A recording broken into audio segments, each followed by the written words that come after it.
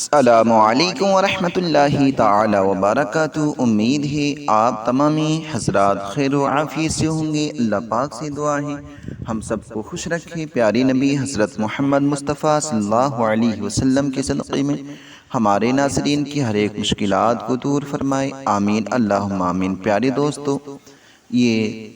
نوچندی جمعرات کا پاورفل قرآنی وظیفہ ہے جو آج ہم قرآنی وظیفہ لے کر حاضر ہیں۔ جو چاہتے ہیں کہ بہت ہی مالدار ہو جائیں تو وہ اس کو ضرور سنیں۔ جو یہ چاہتے ہیں کہ اولاد ماں باپ کی فرما بردار رہے تو وہ اس قرآنی وظیفے کو ضرور سنیں۔ جو یہ چاہتے ہیں کہ گھر سے لڑائی جھگڑے ختم ہو جائیں تو وہ یہ قرآنی وظیفہ ضرور سنیں۔ جو یہ چاہتے ہیں کہ غریبی دور ہو،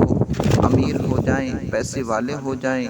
گھر سے قرضہ ختم ہو جائے، مصیبتیں دور ہو جائیں، تو یہ قرآنی وظیفہ بہت ہی خاص ہے ان لوگوں کے لیے جو ان ساری مشکلات میں گھرے ہوئے ہیں۔ گھر سے پریشانی ختم نہیں ہوتی، قرضہ ختم نہیں ہوتا، مصیبتیں لگی رہتی ہیں، اولاد فرما بردار نہیں ہے۔ اس قرآنی وظیفے کو آپ روزانہ جو ہے 7 دن مکمل سنیں، اور جو ہے اس قرآنی وظیفے کا دم کیا ہوا پانی سب گھر والے پئیں انشاءاللہ۔ پھر دیکھیں کمال قرآنی وظیفے کا کہ گھر میں برکت ہی برکت ہوگی، غریبی سے امیر ہو جائیں گے، پریشانی ختم ہوگی، بیماریوں سے شفا ملے گی۔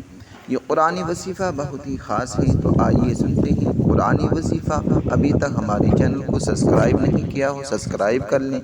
ویڈیو کو لائک کریں، شیئر کریں، کمنٹ کریں، تاکہ ہر آنے والی ویڈیو آپ کے پاس پہنچتی رہے، آپ اس سے فائدہ اٹھاتے رہیں۔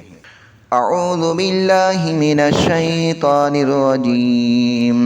بسم اللہ الرحمن الرحیم۔ وَلَا تَقُولَنَّ لِشَيْءٍ إِنِّي فَاعِلٌ ذَلِكَ غَدًا إِلَّا أَن يَشَاءَ اللَّهُ وَاذْكُر رَّبَّكَ إِذَا نَسِيتَ وَقُلْ عَسَىٰ أَن يَهْدِيَنِي رَبِّي لِأَقْرَبَ مِنْ هَٰذَا رَشَدًا أَن يَهْدِيَنِي رَبِّي لِأَقْرَبَ مِنْ هَٰذَا رَشَدًا وَلَبِثُوا فِي كَهْفِهِمْ 300 سِنِينَ وَازْدَادُوا تِسْعًا قُلِ اللَّهُ أَعْلَمُ بِمَا لَبِثُوا لَهُ غَيْبُ السَّمَاوَاتِ وَالْأَرْضِ أَبْصِرْ بِهِ وَأَسْمِعْ مَا لَهُم مِّن دُونِهِ مِن وَلِيٍّ وَلَا يُشْرِكْ فِي حُكْمِهِ أَحَدًا وَاتْلُ مَا أُوحِيَ إِلَيْكَ مِن كِتَابِ رَبِّكَ لَا مُبَدِّلَ لِكَلِمَاتِهِ وَلَن تَجِدَ مِن دُونِهِ مُلْتَحَدًا وَاصْبِرْ نَفْسَكَ مَعَ الَّذِينَ يَدْعُونَ رَبَّهُم بِالْغَدَاةِ وَالْعَشِيِّ يُرِيدُونَ وَجْهَهُ وَلَا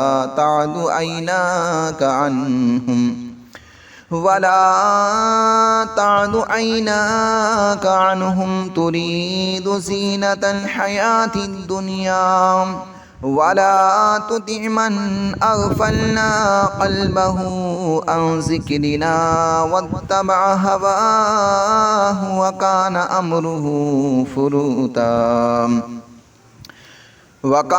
أَمْرُهُ فُرُطًا وَقُلِ الْحَقُّ مِنْ رَبِّكُمْ فَمَنْ شَاءَ فَلْيُؤْمِنْ وَمَنْ شَاءَ فَلْيَكْفُرْ إِنَّا أَعْتَدْنَا لِلظَّالِمِينَ نَارًا أَحَاطَ بِهِمْ سُرَادِقُهَا وَإِنْ يَسْتَغِيثُوا يُغَاثُوا بِمَاءٍ كَالْمُهْلِ يَشْوِي الْوُجُوهَ بِئْسَ الشَّرَابُ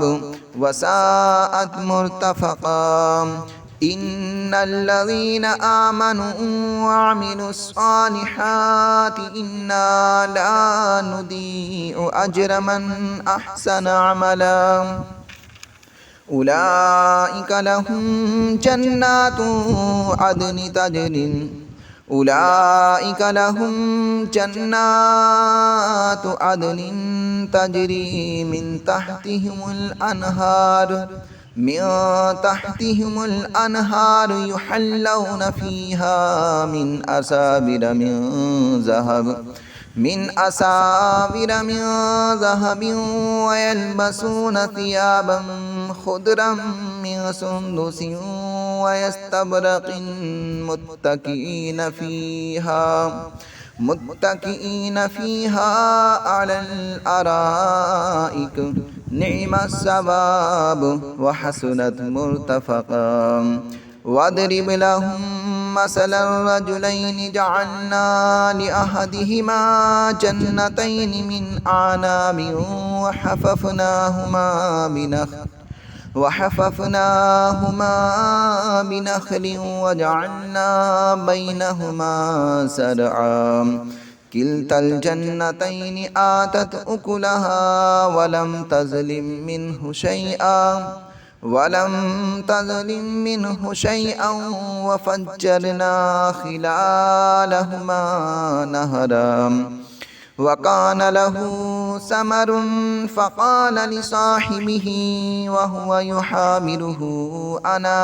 أكثر منك مالا وأعز نفرا ودخل جنته وهو ظالم لنفسه قال ما أظن أن تبيد هذه أبدا وما أظن الساعة قائمة ولئن رددت إلى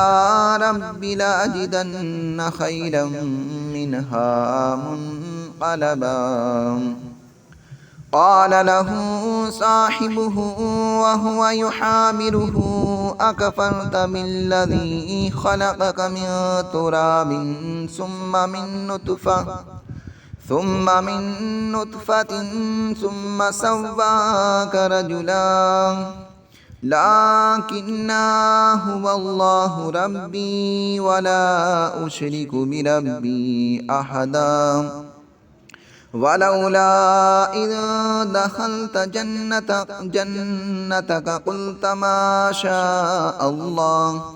لا قوة إلا بالله إن ترني أنا أقل منك مالا وبلدا فعسى ربي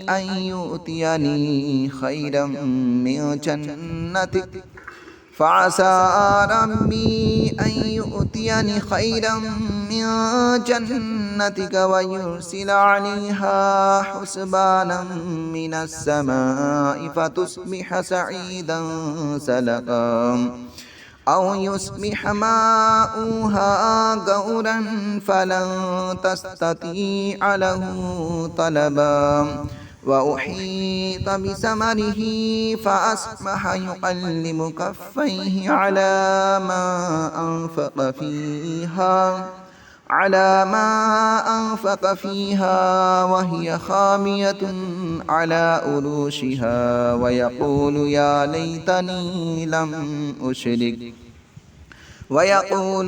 ليتني لم أشرك بربي أحدا ولم تكن له فئة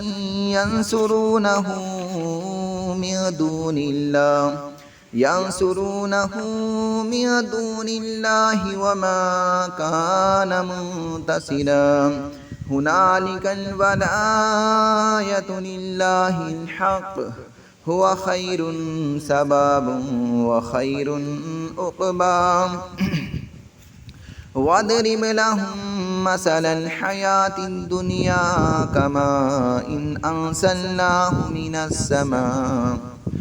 من السماء فاختلط به نبات الأرض فأصبح هشيما تذروه الرياح وكان الله على كل شيء مقتدرا المال والبنون زينة الحياة الدنيا والباقيات الصالحات خير عند ربك خير عند ربك ثوابا وخير أملا ويوم نسير الجبال وترى الأرض باسلة وحشرناهم فلم نغادر منهم أحدا وعرضوا على ربك صفا لقد جئتمونا كما خلقناكم أول مرة